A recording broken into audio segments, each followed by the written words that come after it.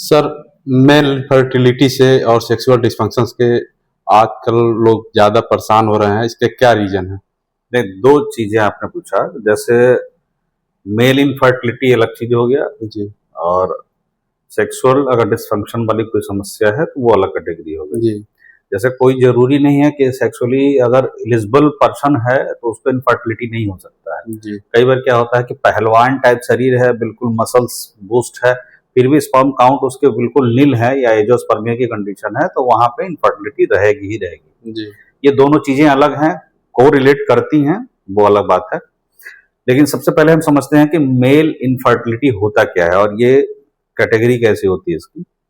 Actually शादी या विवाह होने के बाद, मैरिज होने के बाद अगर 1 साल तक कोई भी नया दंपत्ति बिना सेफ्टी यूज किए हुए अगर सेक्सुअली इंटरकोर्स करते हैं या जी, इंटीमेट करते हैं, जी, उसके बावजूद भी अगर बच्चा कंसीव नहीं हो रहा है, जी, तो ये प्रॉब्लम है, इनफर्टिलिटी की कैटेगरी में इसको रखा जाता है। जी, अब वहां डिपेंड करता है कि मेल में है कि फीमेल में है, इसके लिए बेहतर डायग्नोसिस करानी पड़ेगी आपको। जी, आप अपने चिकित्सक से मिलेंगे, कुछ छोटे छोटे टेस्ट होते हैं मेल इनफर्टिलिटी टेस्ट करने के लिए। एक सीमेन एनालिसिस का जो है, कीटाणु का जांच होता है, जी, वो आम पैथोलॉजी पे हो जाती है, बहुत सस्ती जांच है, कहीं कहीं 150 रुपए से 250 के बीच के चार्ज है।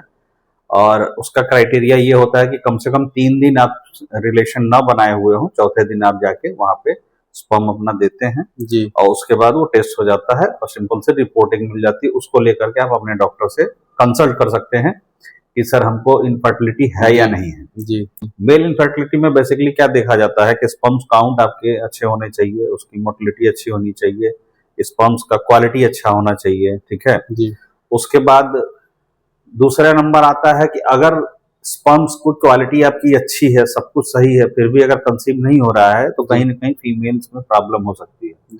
और फीमेल इनफर्टिलिटी में क्या है कि कई बार फीमेल में कोई भी समस्या ना होने के बावजूद भी जो है बच्चा कंसीव नहीं होता है। कई बार जी, ऐसा भी देखा गया है। फीमेल इनफर्टिलिटी के लिए डब्ल्यूएचओ भी एक टर्म्स यूज करता है, मेडिकल टर्म में एक यूज किया जाता है। एक टर्म आता है कि इनफर्टिलिटी विदाउट एनी कॉज, जी, यानी किसी भी कारण का न होते हुए भी इनफर्टिलिटी होती है। तो उसमें जिम्मेवार वो होता है कि जैसे आपके स्पर्म्स की क्वालिटी अच्छी ना हो, वहां से भी गड़बड़ी हो सकती है। जी, लेकिन सब कुछ सही होने के बावजूद कई बार कंसीव नहीं होता है, तो वहां एक सबसे बड़ी समस्या ये आती है कि यूट्रस में बच्चा कंसीव होने के लिए इन्वायरमेंट उसका क्रिएशन नहीं हो पाता है। जी, कई बार ऐसा भी होता है। तो और बेसिकली हम लोग, जैसा कि आपने पूछा कि मेल इनफर्टिलिटी के क्या है, तो मेल इनफर्टिलिटी में जैसे एजोस्पर्मिया की कंडीशन हो सकती है, ओलिगोस्पर्मिया की कंडीशन होती है, जी, एंजियोस्पर्मिया की कंडीशन हो सकती है। बेसिकली दो केसेस ज्यादा देखे जाते हैं, ओलिगोस्पर्मिया और एजोस्पर्मिया। एजोस्पर्मिया वो कंडीशन होती है जहां स्पर्म्स काउंट एकदम नील होता है। जी, अब उसमें ये देखना होता है कि एजोस्पर्मिया अगर आपको है तो किस वजह से है।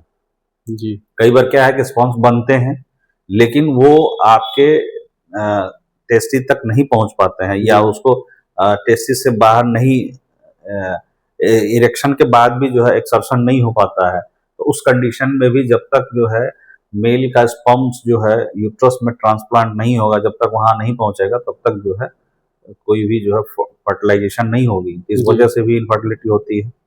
और ओलिगोस्पर्मिया में ग्रेड होता है। जैसे वो डिसाइड होता है कि ओलिगोस्पर्मिया की ग्रेड कैसे है, वो डिसाइड करने के लिए पैथोलॉजी में जब टेस्ट होता है, तो उसमें देखा जाता है कि स्पर्म्स की काउंट कितनी है, जी, उसकी क्वालिटी कैसी है, मोटिलिटी कैसा है, और डेड, मतलब डेड स्पर्म्स कितने हैं, एलाइव स्पर्म्स कितने हैं, तमाम फैक्टर्स होते हैं। और उसके जी, बावजूद भी बॉडी में कुछ इन्फेक्शन ऐसे होते हैं, ब्लड में भी टेस्ट कुछ कराना पड़ सकता है, कुछ जी, पेशेंट्स में होता है। उसमें यूटीआई नॉर्मल होने की वजह से, जैसे पेशाब में इन्फेक्शन आपको है और क्वालिटी बहुत अच्छी है स्पर्म्स की, तो ऐसा भी देखा गया है कि स्पर्म्स की क्वालिटी अच्छी होने के बावजूद भी अगर यूटीआई है यानी यूरिनरी ट्रैक्ट इन्फेक्शन आपको है, पेशाब जी, में दिक्कत है, तो उस वजह से भी स्पर्म्स जो है आपके बाहर निकलने के बाद वो डेड हो जाते हैं, या अच्छी क्वालिटी न होने की वजह से बच्चा कंसीव नहीं हो पाता है। जी। तो सर, ये तो हो गया मेल इनफर्टिलिटी पूछा था। हाँ हाँ। Sexual dysfunction. हाँ, सेक्सुअली डिस्फंक्शन होना, जैसे अगर किसी में इम्पोटेंसी है, जी, जैसे हार्मोनल इम्बैलेंस की वजह से इम्पोटेंट है, या उसको इरेक्शन में समस्या आ रही है, टेस्टोस्टेरोन का लेवल गिरा हुआ है या लॉस ऑफ लिबिडो है, जैसे काम इच्छा में कमी होती है, जैसे कई बार क्या होता है कि पुरुष को संबंध बनाने की इच्छा नहीं होती है, लेथार्गी मतलब थकान वगैरह सारी चीजें लगी रहती है, जिस वजह से रिलेशन न बनने की वजह से वो भी एक रीजन बनता है। लेकिन वो उसके लिए आपको जो है अपने डॉक्टर से मिलके सारी चीजों का, कई बार डाइट की वजह से, साइकोलॉजिकल भी कई बार होता है, काम के लोड की वजह से या इसके प्रेशर की वजह से, लोगों के सुनने की वजह से कई बार मानसिक रूप से आदमी थोड़ा सा इम्बैलेंस हो जाता है, जिस कारण से जो है रिलेशन बनाने में उसको समस्या होती है। बेसिकली इरेक्टाइल ईडी में समस्या होती है। तो ये सब चीजें जब तक आप बेहतर डायग्नोसिस नहीं कराएंगे कि हार्मोनल है, कि आपको मेंटल है या फिजिकल है, या कई बार क्या होता है डायबिटिक पेशेंट होते हैं, तो डायबिटिक पेशेंट में एक तरह का आयुर्वेद में प्रमेह उसको बताया गया है, वो आपके जेनेटल ऑर्गन को पूरी तरीके से डिस्टर्ब करता है, आपके स्टेमिना को घटाता है। इस वजह से कई बार इच्छा नहीं होती है संबंध बनाने की और कई चीजें होती हैं। तो डायबिटिक भी अपने आप में, डायबिटीज अपने आप में यानी मधुमेह भी अपने आप में एक तरह से इनफर्टिलिटी क्रिएट करने में बहुत ही हाथ उसका बताया जा सकता है, हाथ होता है। और बेहतर यही होगा कि प्रॉपर डायग्नोसिस, मेल में केवल आप सीमेन एनालिसिस करके आप डिसाइडेड कर लेंगे नहीं सब कुछ सही है और रिलेशन अगर नहीं बन रहा है या रिलेशन बनाने में कुछ समस्या हो रही है, तो वो भी एक बहुत बड़ा रीजन हो सकता है। तो सर इसमें जो कि पंचकर्म होता है सर, पंचकर्म का क्या रोल है सर? आयुर्वेद में देखिए बहुत अच्छा क्वेश्चन आपने किया।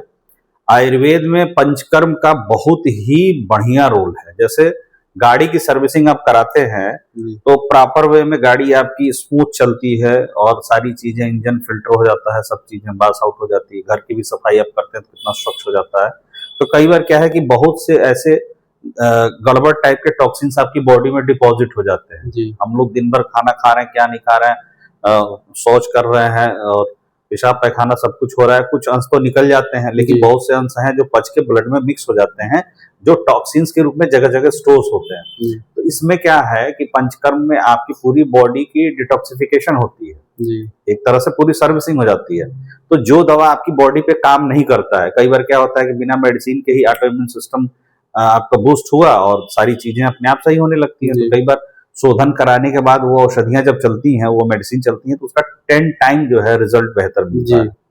तो इसलिए शोधन में जैसे इनफर्टिलिटी के लिए, इनफर्टिलिटी को एक तरह से वात रोग में रखा गया है, तो इसके लिए सबसे बेहतर जो है बस्ती चिकित्सा बताई गई है। और मेल के लिए जो है, मेल के लिए भी उत्तरवस्ती होता है, फीमेल के लिए उत्तरवस्ती कराई जाती है, अनुवाषण और निरूहवस्ती होती है। और जनरली अगर आप इन सब चीजों के लिए समय न निकाल पाए तो एक छोटा सा बस्ती होता है, मात्रा बस्ती जिसको कहा जाता है, वो आप ओपीडी प्रक्रिया में जाके अपने चिकित्सक से राय लेकर के और करा सकते हैं। वो 10-15 मिनट का प्रोसीजर है। बाकी बस्तियों में तो 2-2.5 घंटे 3 घंटे का टाइम देना पड़ता है और लेंदी होता है। ये 5 से 7 दिन 8 दिन भी आप करा सकते हैं। मात्रा बस्ती बहुत सी छोटी सी प्रक्रिया है, वो इजी में हो जाता है। जी। तो सर तो अब इसका थेरेपी कितने दिन का होता है सर, इनफर्टिलिटी के लिए अगर पंचकर्म कराना चाहें? नहीं, वो डिसाइड, जैसे मेल में कराना है या फीमेल में कराना है, पेशेंट को क्या कॉम्प्लिकेशन है, किस तरह की समस्या है, वो अपना चिकित्सक आपके डिसाइड करेंगे देख करके। जनरली जो है बस्ती कर्म 8, 16 और 30 दिन 3 प्रक्रियाएं होती हैं, जिसमें अनुवाषण निरूहवस्ती का एक सम्यक आपका योजना बनाना पड़ता है, एक पैकेज बनता है, उसके अनुसार आप कराएंगे तो ज्यादा बेहतर लाभ मिलता है। जी, धन्यवाद सर। ये थे हमारे साथ डॉक्टर दिव्यानंद गुप्ता जी, जो कि महाराजगंज में वीडियम आयुर्वेदा नाम से क्लिनिक चलाते हैं, पंचकर्म और क्षार सूत्र से इलाज करते हैं। तो आप लोग एक बार संपर्क कर सकते हैं। धन्यवाद।